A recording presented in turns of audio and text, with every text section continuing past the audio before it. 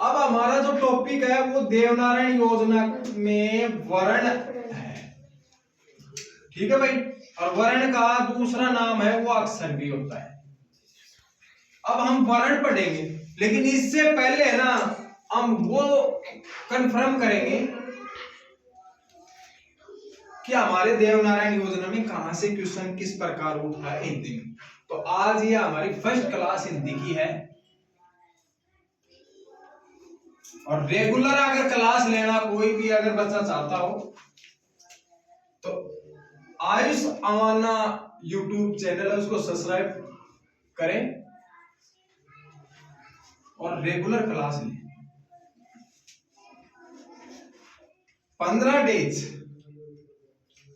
Days में हिंदी का course आराम से घर बैठे भी बच्चा देवनारायण योजना में पास हो सकता है, या आरएसआर में पास हो सकता है।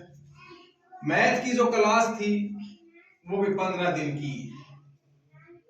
फिर इंग्लिश आती है तो इंग्लिश में भी 15 डेज मानो। यानी अगर बच्चा इन क्लास को अगर पढ़े तो 15 दिन के अंदर अंदर वो बच्चा देवनारायण का पेपर पास कर सकता है। अब सुनो, मनुष्य है ना, मनुष्य इंपॉर्टेंट लाइन है इस वर्ण अक्षर में। ये मनुष्य अपने विचारों को जो प्रकट करता है या विचारों का आदान प्रदान करता है, तो वह भाषा होती है। क्या होती है? तो इसको इंपॉर्टेंट लाइन लेकर लिख लेना। मनुष्य को अपने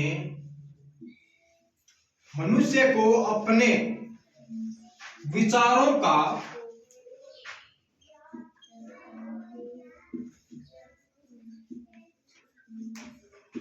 आदान प्रदान, यानी विचार जो मनुष्य हम जो सोचते हैं ना उसका विचार विमर्श करना, यानी आदान प्रदान करना।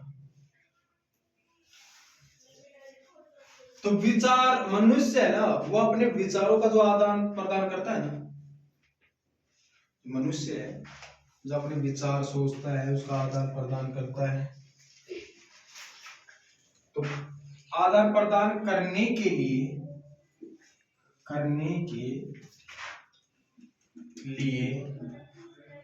किसका प्रयोग किया जाता है? भाषा, यानी भाषा का प्रयोग किया जाता है। जब मनुष्य अपने विचार प्रकट करता है तो उसको किसका प्रयोग करना पड़ता है? भाषा की आवश्यकता होती है उसे। किसकी आवश्यकता होती है? भाषा की आवश्यकता होती है बेटा। तो हम वर्ण और अक्षर में पढ़ सकते हैं कि मनुष्य को अपने विचारों का आदान प्रदान करने के लिए भाषा की आवश्यकता पड़ती है। अब आगे है, तो आगे क्या है वो देखो, इसकी नेक्स्ट जो लाइन है वो देखो। जो अब ये भाषा आ गया। अब भाषा का जो निर्माण है ना वो कहां से होता है? भाषा का निर्माण वाक्य से होता है, वाक्य से होता है। अब कहने का मतलब वाक्य आ गया, टॉपिक बढ़ रहा है ना। यानी भाषा का जो निर्माण है वो वाक्य से होता है। वाक्य बोल दो या वाक्य बोल दो, वाक्यों से होता है। इसको नोट करते रहना चाहिए। अब बोलना है वाक्यों का निर्माण। वाक्यों का निर्माण कहां से होता है? पदों से होता है, पदों से होता है। अब आपके जो परीक्षा में जो क्वेश्चन पूछेगा ना तो वो ये पूछेगा कि भाषा की आवश्यकता कहां पड़ती है? भाषा की आवश्यकता कहां पड़ती है? तो आपको इतना ही सोचना है, मनुष्य अपने विचारों का आदान प्रदान करने में भाषा की आवश्यकता पड़ती है। मैं जो कुछ भी बोल रहा हूं ना वो एक भाषा है। मैं इंग्लिश में बोलूंगा तो भी भाषा है, हिंदी में बोल रहा हूं तो भी भाषा है, संस्कृत भाषा में बोल रहा हूं तो वो भी भाषा है। अब बोल रहा है कि भाषा है ना, भाषा, भाषा का निर्माण किससे हुआ है? वाक्यों से हुआ है। अरे भाई, हम कोई वाक्य पढ़ेंगे तभी तो हमें नॉलेज होगा। अब वाक्य का निर्माण है ना, वो पदों से होता है भाई।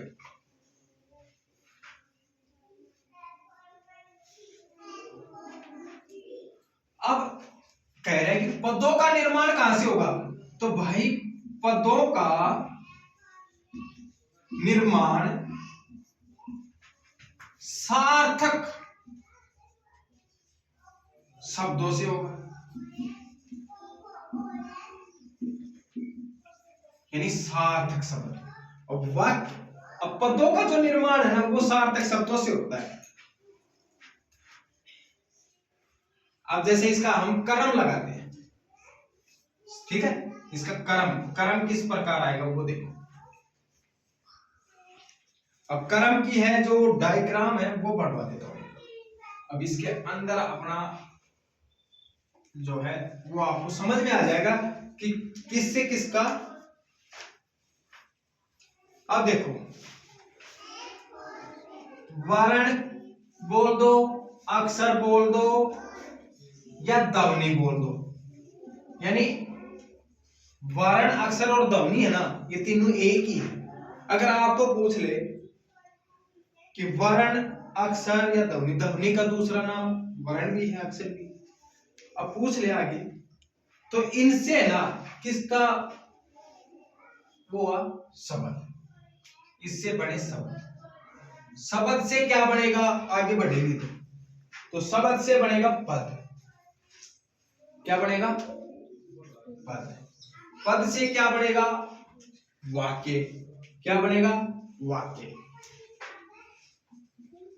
और वाक्य से क्या बनी? भाषा। ये इसका क्रम है कि वर्ण, अक्षर, ध्वनि एक ही है, या वर्णों से क्या बना? शब्द, शब्द से पद, पद से वाक्य, वाक्य से भाषा। अब हम बात करते हैं वर्ण, इसकी, इन तीनों। अब आप इसकी परिभाषा जो पढ़ते हो वर्ण की, वो क्या पढ़ते हो? जिन वर्णों को बोलने में है, या मान लो कि आप वर्ण किसे कहते हैं, यानी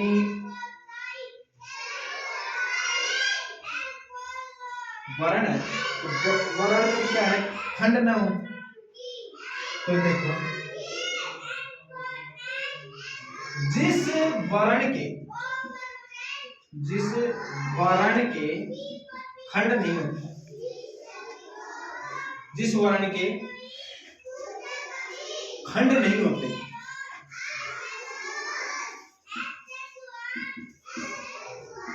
उसे वर्ण या अक्षर कहते हैं या ध्वनि कहते हैं।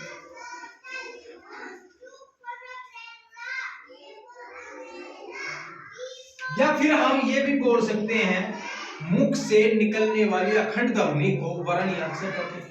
दूसरी इसकी जो परिभाषा है वो क्या है? मुख से निकलने वाली अखंड ध्वनि को वर्ण कहते हैं। यानी ये दो डेफिनेशन हो गई। अब आगे हम बात करेंगे, इतना हो गया। अब धीरे धीरे हमें याद करनी है। ये एग्जाम में ये मान के चलो 100% पूछेगा भाई, पूछना ही है। और कोई भी अध्यापक इतना सावधानी रूप से नहीं पढ़ाता है।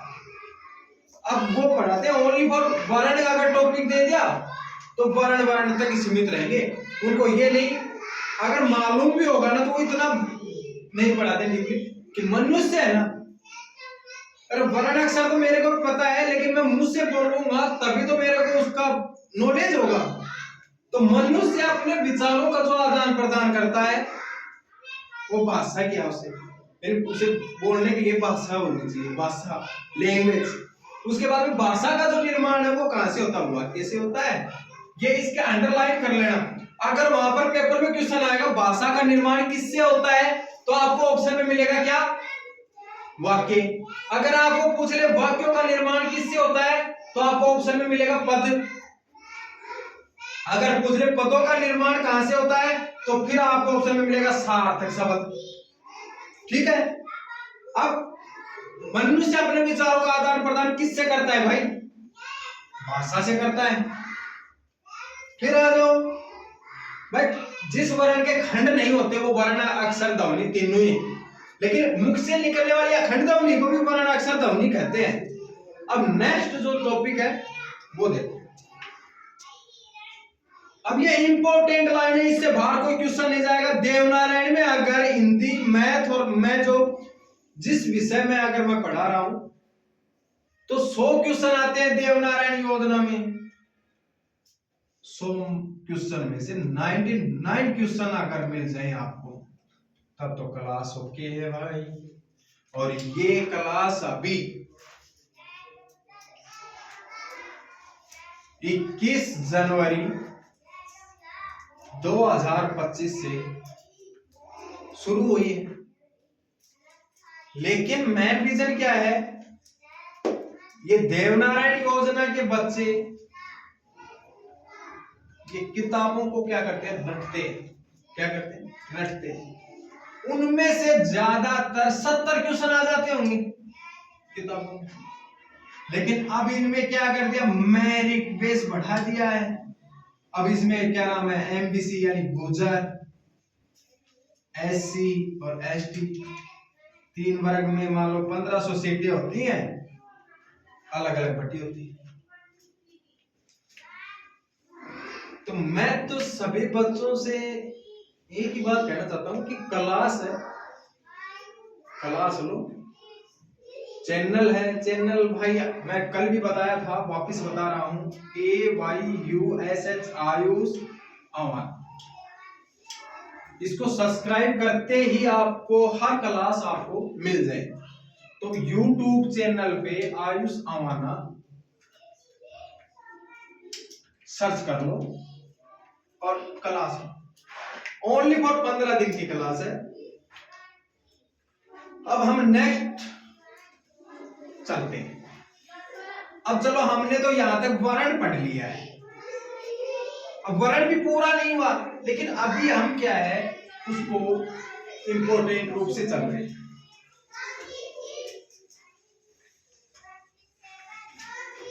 सबसे ज्यादा देवनारायण योजना में कम से कम 20 क्वेश्चन में से 20 क्वेश्चन आते हैं देवनारायण योजना में हिंदी के। उनमें से 10 या 12 क्वेश्चन तो व्याकरण के होते हैं भाई। 8 क्वेश्चन ही आते हैं बुक के, और वो भी मैं आपको क्लियर करवा दूंगा बुक धीरे धीरे।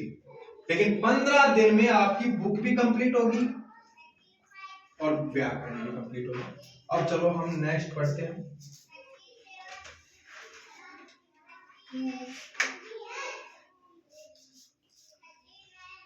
वर्णमाला, जो नेक्स्ट वर्णों से मिलकर ही तो बनी है वर्णमाला, तो वर्णमाला है, वर्णमाला।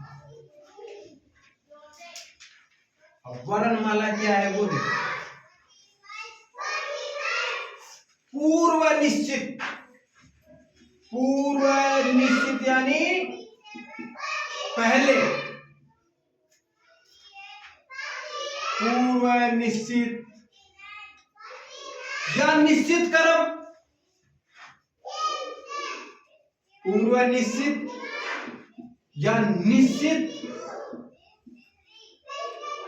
अरे भाई पूर्व निश्चित, ध्यान से सुनना, पूर्व निश्चित या निश्चित क्रम में, निश्चित क्रम में व्यवस्थित,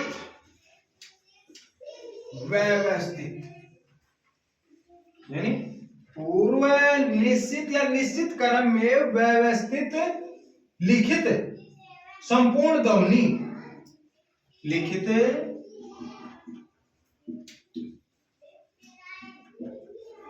संपूर्ण ध्वनि। धीरे धीरे आराम से समझ समझ के लिख लो, ऐसी कोई बात नहीं है, लेकिन समझ में आना चाहिए।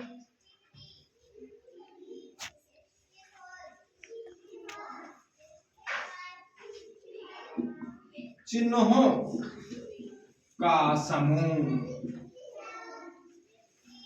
वर्णमाला। जो लिखित संपूर्ण ध्वनि चिन्हों का जो समूह है ना बेटा, वो वर्णमाला कहलाती है। क्या कहलाती है? वर्णमाला कहलाती है। समझ में आया? अरे वर्णमाला बोल रहा है कि पूर्व निश्चित या निश्चित क्रम। अब आपको वहां पर क्वेश्चन ऐसे मिलेगा, पूर्व निश्चित या निश्चित क्रम में किसका प्रयोग होता है? अरे भाई सीधी सी बात है, वर्णमाला की बात कर रहा हूं तो वर्णमाला का होगा। ठीक है, यह संपूर्ण ध्वनि किस में आती है? वर्णमाला में आती है। वर्ण में तो क्या है, एक एक अक्षर का नॉलेज होता है, वर्णमाला में एक शब्द बनता है। तो देखो वर्णमाला के अंतर्गत ही तो आते हैं।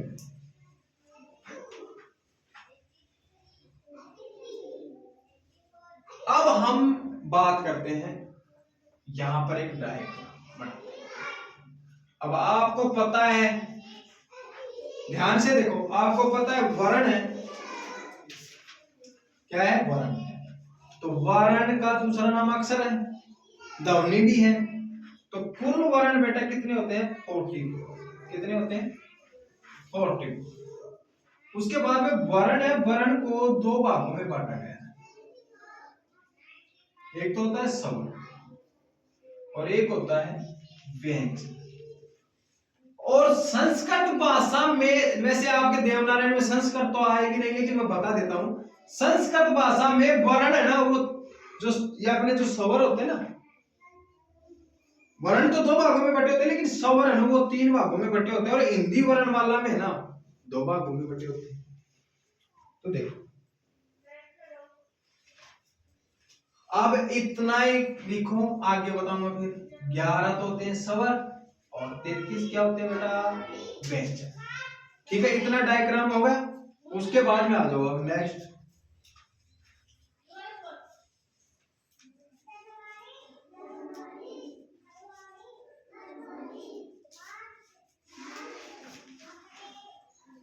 अब यहां पर आप है ना इंपॉर्टेंट लगा लो, इंपॉर्टेंट ले लो आप।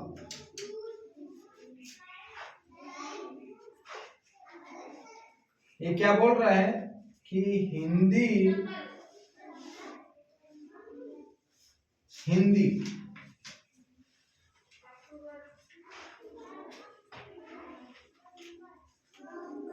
हिंदी वर्णमाला है ना, हिंदी वर्णमाला, हिंदी वर्णमाला को 2 भागों में बांटा गया है। 2 भागों में बांटा गया है। अरे भाई दिख रहा है ना आपको, हिंदी वर्णमाला को 2 भागों में बांटा गया है, स्वर और व्यंजन में। अगर वो पूछेगा हिंदी वर्णमाला को कितने भागों में बांटा गया है, तो क्या बोलोगे? 2। क्या बोलोगे? 2।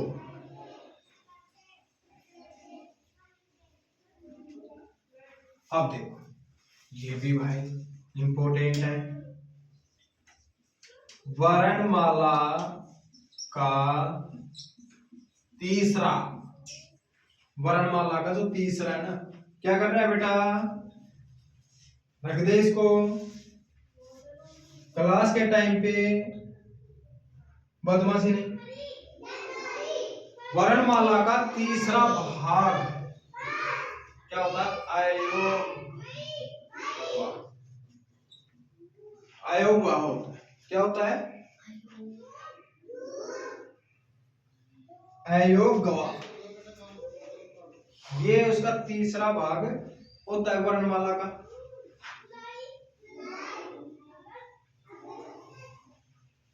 अयोगवा को माना जाता है,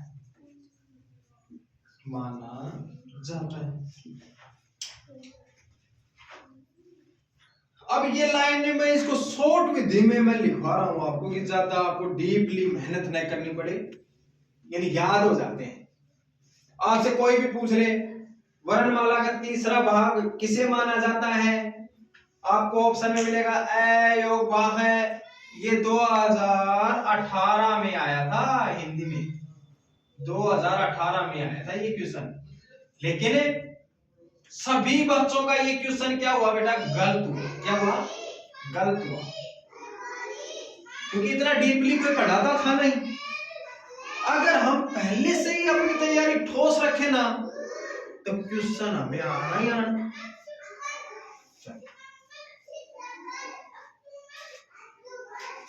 अब ये अयोबात माना जाता है। अब इसके अंतर्गत, इसके तीर का निशान लगा ले, इसके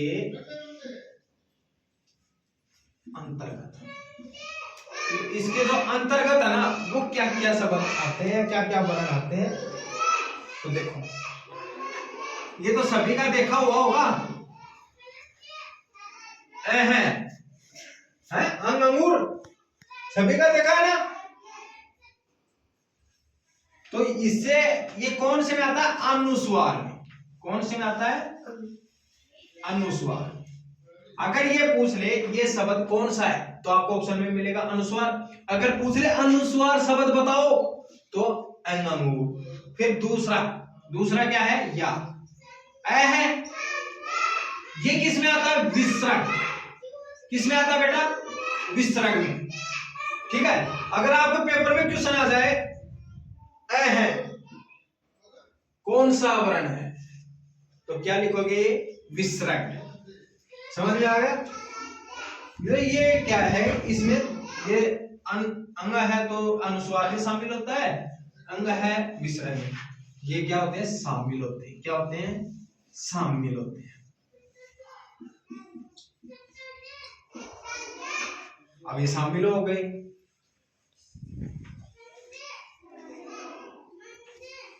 अब देखो इसकी एक इंपॉर्टेंट लाइन, अब यहां पर लिखवा देता हूं। ए है और ए अंगूर और ए है, ये भाई न तो स्वर है, न तो इसमें स्वर काउंटिंग होते हैं, न ही व्यंजन है। ये कोई भी नहीं है, न तो ये स्वर है न ये व्यंजन है। अगर पूछ ले अंग अंगूर क्या है, तो आपको बता रहा अनुस्वार ही है, न तो ये स्वर है न ही ये व्यंजन है। क्योंकि अगर स्वर में इसे काउंटिंग करेंगे तो 13 हो जाएंगे, लेकिन हमने इसे काउंटिंग नहीं किया, इसका दूसरा रूप दे दिया। और वो दूसरा रूप क्या है? अयोगवा के अंतर्गत आते हैं। अगर मैं यहां पर अयोगवा बता दूं। अब अयोगवा 2 भागों में बटा हुआ है, अनुस्वार और विसर्ग में। कौन से में? अनुस्वार और विसर्ग में। अब अनुस्वार का जो चिन्ह आता है ना, वो तो ये आता है, और विसर्ग का जो चिन्ह आता है वो ये आता है। समझ में आया? ये इसके अंतर्गत, इसके नीचे लिख लेना, मैं वैसे समझा दिया है कि अगर पूछ ले अयोगवा के कितने रूप होते हैं, तो आप 2 बता देना, विसर्ग और अनुस्वार। नोट कर लो बेटा। उसके बाद में हमारा जो टॉपिक है वो हो गया। वर्ण की आपको डेफिनेशन लिखा दी थी मैंने, कि मुख से निकलने वाली अखंड ध्वनि को, या जिसके खंड न हो, और कुल वर्ण कितने होते हैं? 44 होते हैं। अब हमारा जो टॉपिक है वो बेटा स्वर चलेगा। क्या चलेगा? स्वर। यहां तक आपके नोट हो गया। अब आपसे कोई पूछे कि अयोगवा, ये कोई नहीं पढ़ाता, कोई भी स्कूल कोचिंग में देवनारायण वालों को तो कोई पढ़ाता नहीं है। इस बात की तो मैं 100% गारंटी देता हूं, क्योंकि हिंदी की क्लास है, जो मेहनत करवाएगा ना उसका रिजल्ट तो आएगा, सामने ही आएगा। और हमने लगभग 6 वर्षों में 800 प्लस सिलेक्शन दिए हैं, जिसमें देवनारायण भी आ गई, नवोदय भी आ गई, सैनिक मिलिट्री स्कूल भी आ गई, RSR भी आ गई। लेकिन मेन रीजन ये है कि मैं YouTube पे क्लास इसी 70 से छोड़ने लगा हूं। नहीं, पहले मेरी कोई YouTube पे क्लास नहीं थी। तो बच्चों, पढ़ना तो पड़ेगा, वरना यहां घूमोगे। तो इसलिए अगला जो टॉपिक है वो अपना टॉपिक क्या शुरू हो गया, सवर। क्या शुरू हो गया, सवर। अब हम सवर में पढ़ेंगे। 15 दिन है, 15 दिन में व्याकरण भी हो जाएगी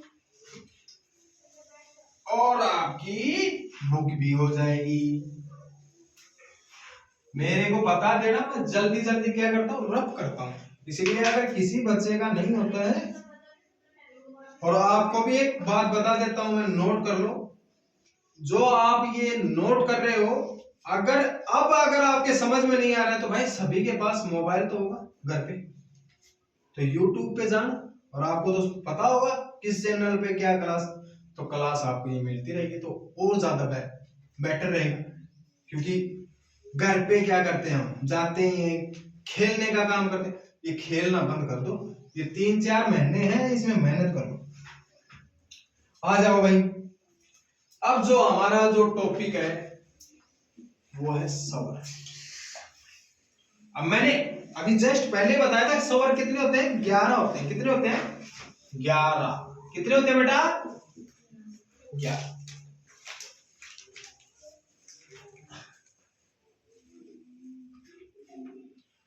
अब मैं आपको शॉर्टकट परिभाषा, वैसे इसकी 2 डेफिनेशन है, मैं तो 2 लिखवाता चलूंगा क्योंकि एग्जाम पर है, तो कोई भी डेफिनेशन दे सकता है, फिर कैसे करोगे। इसलिए पहली जो डेफिनेशन है वो लिखो। जिन वर्णों को बोलने में अन्य वर्णों की सहायता नहीं लेनी पड़ती है। जिन वर्णों को बोलने में अन्य वर्णों की सहायता नहीं पड़ती है तो क्या कहलाता है बेटा, ये मैं यहां पर इंपोर्टेंट दे देता हूं, सवर। ठीक है, अब आपको पता है ये सवर में चल रहा है बेटा, तो सवर ही है, मैंने नोट कर दिया ना ऊपर सवर। तो ये सवर की डेफिनेशन। अब जो नेक्स्ट डेफिनेशन वो देखो, वे ध्वनियां, जो इसकी नेक्स्ट सवर की जो, ये तो ये परिभाषा 1 हो गई, परिभाषा 2। अब डेफिनेशन दूसरी देखो, वे ध्वनियां जिनका उच्चारण, वे, भाई ये पेन थोड़ा सा मार्कर से नेक्स्ट ले लेते अपनी पॉकेट में। वे ध्वनियां, वे ध्वनियां, वे ध्वनियां जिनका उच्चारण है, वे ध्वनियां जिनका उच्चारण है स्वतंत्र रूप से, जिनका उच्चारण है स्वतंत्र रूप से किया जाता, अरे भाई जिनका उच्चारण स्वतंत्र रूप से किया जाता है,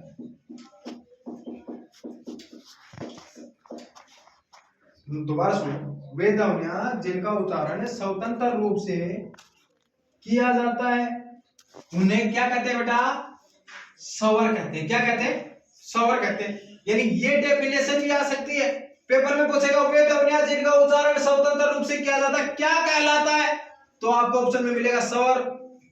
जिन वर्णों को बोलने में अन्य वर्णों की सहायता नहीं लेनी पड़ती है क्या कहलाता है, तो भी सवर। आ गया समझ में। अब देखो अब आपके स्वर देखो कितने हैं। ए, आ, ई, बड़ी ई, ऊ, बड़ा ऊ,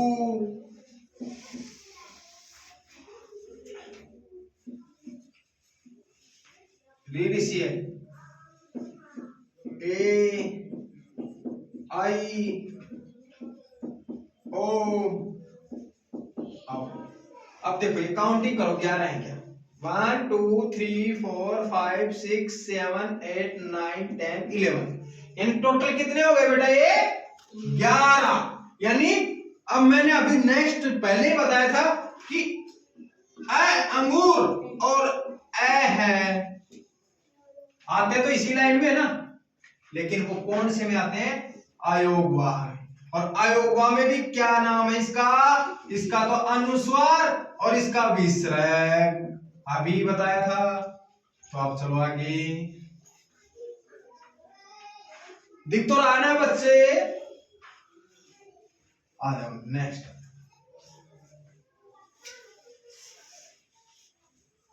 अब बात करते हैं भाई, मैंने यहां पर आपको सारणी भी है, वैसे देखो कोई बताता तो है नहीं, लेकिन मैं सारणी के अंदर।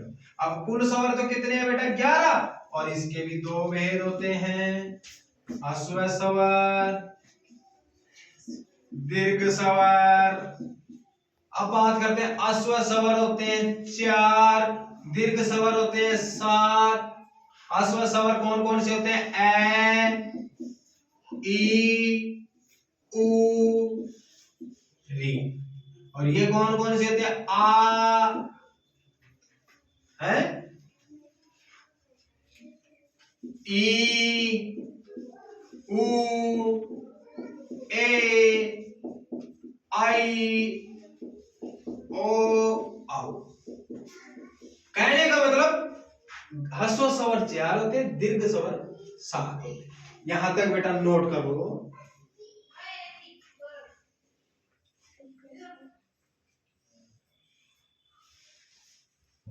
और मैंने बताया था कि संस्कृत भाषा में ये भी इंपॉर्टेंट है, अगर पूछ ले पेपर में आ जाए कि संस्कृत भाषा में स्वर के कितने भेद होते हैं, तो संस्कृत भाषा में स्वर के 3 भेद होते हैं बेटा। तो तीसरा जो भेद होता है वो होता है प्लुप्त स्वर। कौन सा होता है? प्लुप्त स्वर। और प्लुप्त स्वर में उदाहरण के तौर से अगर देखा जाए तो जैसे ओम, और हम कैसे लिखते हैं ओम? वैसे ऐसे ओम, लेकिन ये संस्कृत भाषा का ओम, यानी इनको ये तो हमने फटाक के बोलते ओम, और इसमें ओम। लेकिन ये जो स्वर है ना, ये ड, ये किसकी गवनी दे रहा है?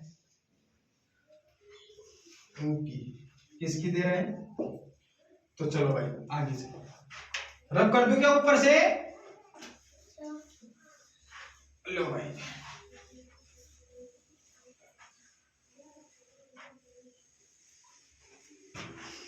लंबी क्लास हो गई आज।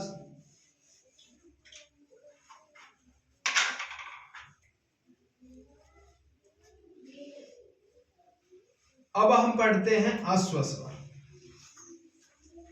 क्या पढ़ते हैं? ह्रस्व स्वर। यहां पर पहला टॉपिक दे लो, ह्रस्व।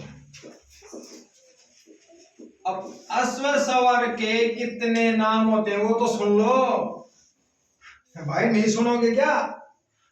तो ह्रस्व स्वर है ना, उसे मूल स्वर भी कहते हैं। क्या कहते हैं? मूल स्वर। उसे लघु स्वर भी कहते हैं, लघु स्वर। और उसे क्या कहते हैं वो देखते जाओ। अब ये ह्रस्व स्वर का ही नाम है। पेपर में पूछ ले मूल स्वर कितने होते हैं, तो भी 4, लघु स्वर भी कितने होते हैं, तो भी 4, ह्रस्व स्वर होते हैं वो भी 4, और एक इसका नाम क्या है? एक मात्रिक स्वर। ये बेटा ह्रस्व स्वर के कितने नाम हुए? 4 नाम। कितने नाम हुए? ये सारे एक ही है बेटा, और इसको नोट कर लेना, 100% पूछेगा। बताओ ह्रस्व स्वर का दूसरा नाम क्या होगा? तो आपको ऑप्शन में क्या तो ये मिलेगा, या फिर लघु स्वर मिलेगा, या एक मात्रिक स्वर मिलेगा। इनमें से तो एक कन्फर्म ही मिलेगा। अगर ये हमें याद ही नहीं रहेगा तो मिलेगा कहां से?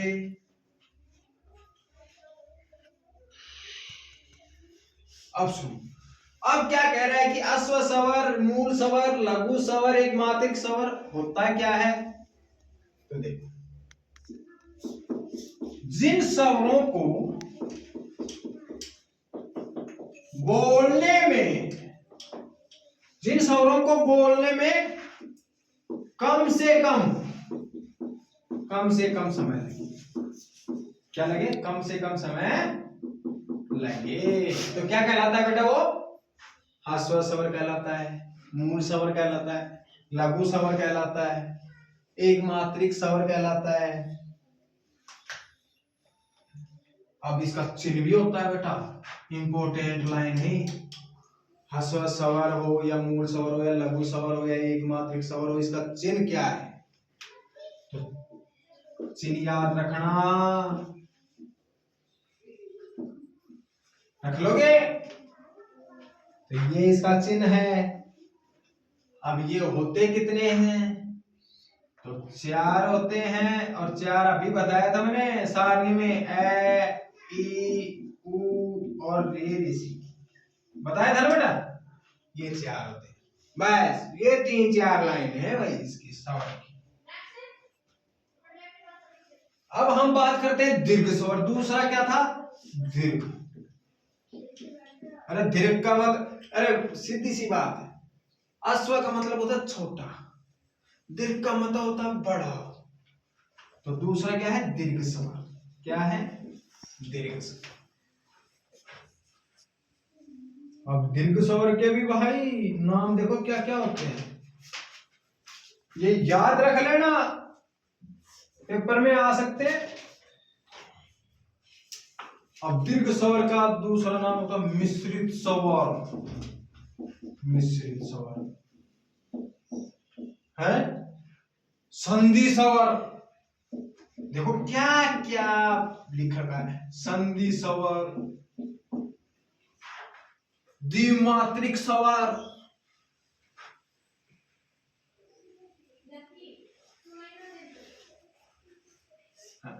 है भाई।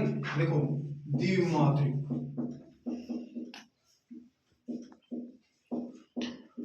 और एक आपके गुरु स्वर,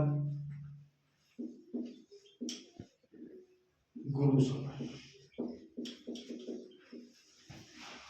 अरे ये दीर्घ स्वर बोल रहा है कि मैं पढ़ा तो हूं ही। देखो मेरे रूप क्या क्या है, रूप देखो, मिश्रित स्वर, संधि स्वर, द्विमात्रिक स्वर, गुरु स्वर। अब इसकी जो डेफिनेशन, परिभाषा है वो क्या है वो देखो। अरे भाई, जिन स्वरों को बोलने में, जिन स्वरों को बोलने में ह्रस्व स्वर हो या मूल स्वर हो या लघु स्वर हो या एक मात्रिक स्वर हो, इनसे अधिक समय लगे। बोलने में ह्रस्व स्वर से ज्यादा समय लगे तो क्या कहलाएगा बेटा? दीर्घ स्वर कहलाएगा। ये नाम याद कर लोगे ना। 100% स्वर में 1 नंबर का देवनारायण योजना में 100% क्वेश्चन आएगा बेटा, नोट कर लेना। पिछली बार RSR में आया था 2023 में और 24 में। 2023 में जो क्वेश्चन आया था वो ये आया था RSR में कि ह्रस्व स्वर का दूसरा नाम क्या है, तो उस टाइम ऑप्शन में एक मात्रिक स्वर लिखा मिला था। और 2024 में जब आया, जब ये पूछा गया था कि गुरु स्वर का दूसरा नाम क्या है, जब ऑप्शन में आया था बेटा संधि स्वर। क्या आया था? संधि स्वर।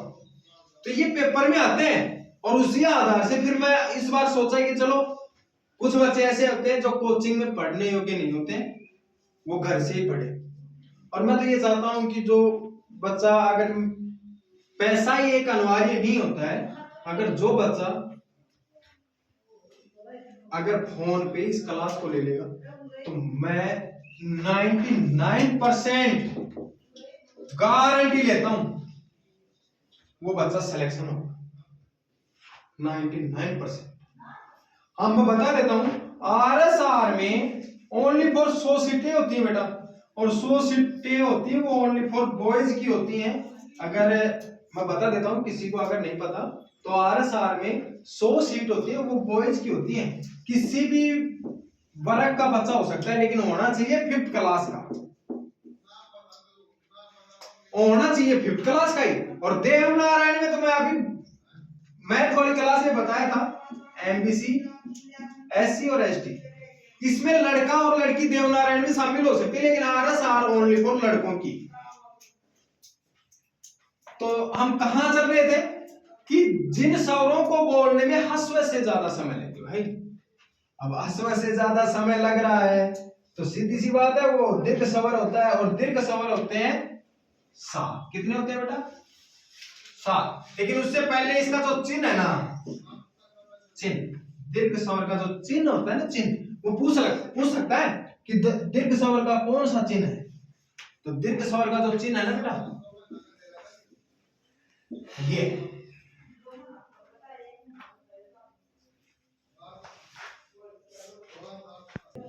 कितने होते हैं? 7। फिर कल हम पढ़ाएंगे व्यंजन। क्या पढ़ाएंगे? व्यंजन। अब ये 7 कौन कौन से होते हैं? आ, ए, उ, ई, उ, ए, आई, ओ और औ। ये सभी क्या है? दीर्घ स्वर, और इसका जो चिन्ह है ये। Thank you. व्यंजन टॉपिक है, व्यंजन लेकर चलेंगे। ये हमारी जो क्लास नंबर हिंदी देवनारायण या आरएसआर के लिए वो फर्स्ट क्लास आज दिनांक 23 जनवरी 2024 को हमने शुरू की है, और मैथ की क्लास वो हमने 21 तारीख को शुरू कर दी थी। ये 15 दिन का कोर्स है, तो ज्यादा से ज्यादा इसको सब्सक्राइब करें, लाइक करें, और अगली क्लास के लिए वेट करें। लेकिन क्लास रेगुलर रहेगी, और बच्चों मेहनत करते रहो, इनसे बाहर कोई क्वेश्चन नहीं जाएगा। और वैसे मेरे नंबर पर्सनल दे देता हूं, 6367949566। मेरा जो नाम है वो आयुष अवाना है। यूट्यूब चैनल पे आप जाओगे तो आयुष अवाना के नाम से। हाँ, एक चीज बता देता हूं आपको जाते जाते, वो सुनो ध्यान से।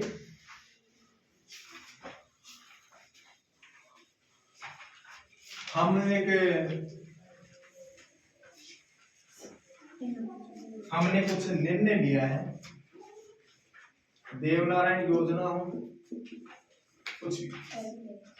तो हमने क्या किया है, मार्च में, क्योंकि अभी 5th क्लास के एग्जाम होंगे बोर्ड वाले, उसके बाद में हमारा गारंटी बैच चलेगा जो मार्च में चलेगा। इसीलिए संपर्क नंबर मैंने बता दिए थे, मोबाइल नंबर। और इसमें हॉस्टल सुविधा भी है, हॉस्टल बॉयज हो या गर्ल। लेकिन इसके साथ साथ में एक आपको ऑप्शन देता हूँ, ऑप्शन नहीं है, हमने कुछ कई दिनों से, हमने जब से कोचिंग स्टार्टिंग की है, जब से हमने ये योगदान दिया है, यानी जो बच्चे, जिस बच्चे यानी अनाथ बच्चा हो, तो मैं उसका ओनली फॉर पढ़ाई का कोई पैसा नहीं लूंगा। माँ बाप में एक हो या न हो, तो पढ़ाई का कोई पैसा नहीं लगेगा। अगर वो बच्चा हॉस्टल में रहना चाहेगा तो बेटा खाना का और बुक के पैसे तो लगेंगे, लेकिन पढ़ाई का कोई पैसा नहीं। पढ़ाई उसकी मुफ्त करवाएंगे 3-4 महीने। फिर अगर बात की जाए